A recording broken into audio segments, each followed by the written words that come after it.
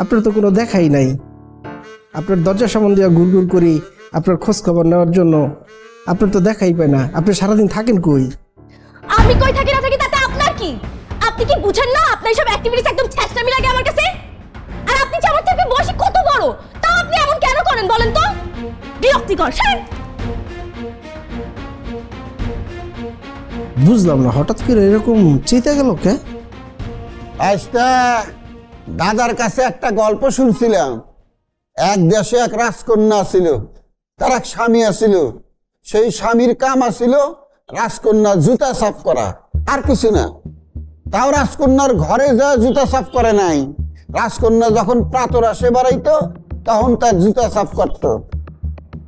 তুমি যে মেরে নিয়ে স্বপ্ন দেখতেছো, যদি তার বিয়ে করার স্বপ্ন দেখো তাহলে তোমার অবস্থা হইব ওই স্বামীর মতো।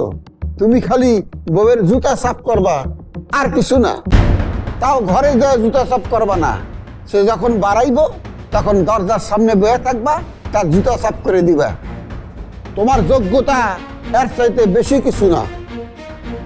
ব্যাককলের বস্তা ব্যাককল, চক্ষের কোনো হিসাব নাই, বেহিসাবি চক্ষু।